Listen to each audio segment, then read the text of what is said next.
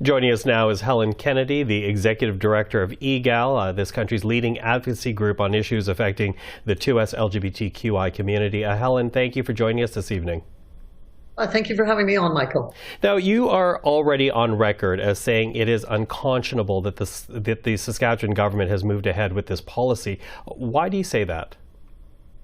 Well, we know from the work that we do that outing young people causes irreparable harm. It leads to mental health issues. In many cases, it leads to suicidal ideation. And we know that even the courts have agreed with us that outing young people at this time is going to cause irreparable harm. And we just feel that it is absolutely unconscionable for the government of Saskatchewan and any other government across the country, for that matter, to implement such draconian policies.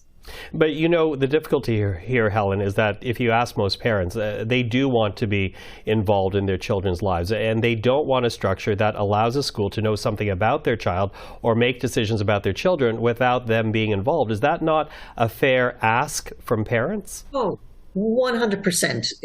As a parent, I want to be fully engaged in my child's education.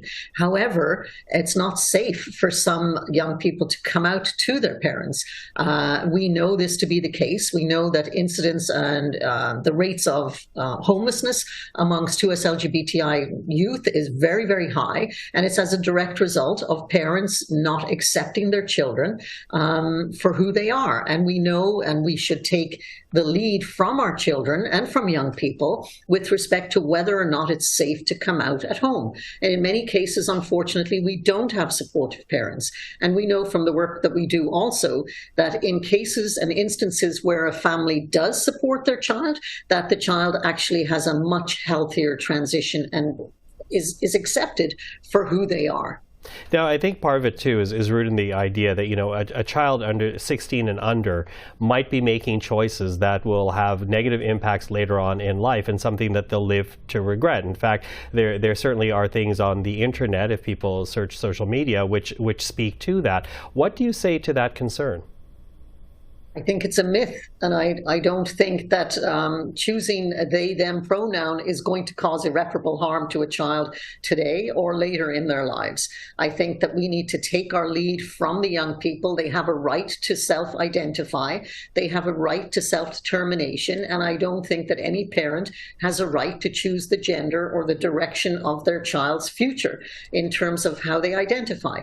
And so I really feel that people need to educate themselves around gender identity and gender non-diverse and non-binary folk, and you know, the 2S LGBTI community more broadly. And anything that they read on the internet with respect to children physically or surgically transitioning at a young age is just not true. Not true because it doesn't happen?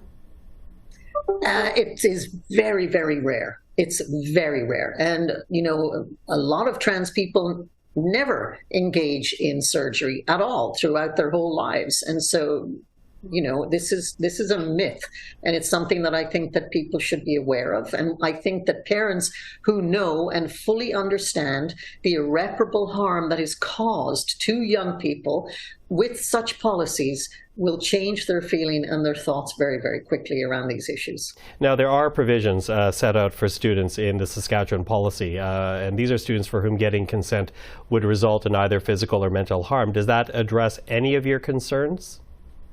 Well, I think, you know, our whole premise on this is that the child has a right to determine and self-determine when it is safe to discuss these issues with their parent. I think that in some cases, you know, when the school and when a social worker is fully educated around these issues, then it can be a positive experience. But we certainly do not want to put a child in harm's way by sending them to a social worker or a school psychologist that potentially doesn't have the education or doesn't have the abilities to address the issues that the child is bringing forward.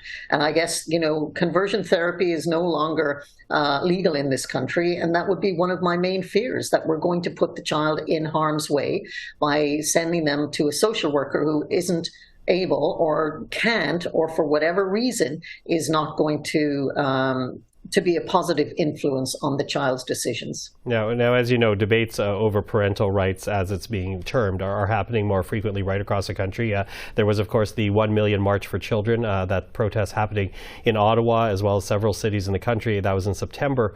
What do you say about these debates? Because they seem to be gaining traction. They are, and I think we're seeing a lot of the influences from what's happening in the US actually coming across the border. We're seeing pride flags being burned, we're seeing sidewalks being defaced, we're seeing an increase in violence against 2S LGBTI people more broadly across the country, and I think it's a slippery slope, and we're heading in the wrong direction. We should be encouraging these conversations in an age-appropriate way in our education system, so everybody has access to a safe and inclusive education. And that's the bottom line.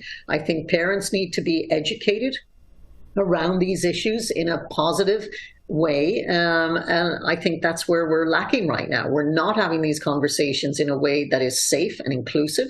And there's a lot of misinformation circulating on the internet. And I don't think it's healthy, certainly not for members of our communities in Canada at the moment.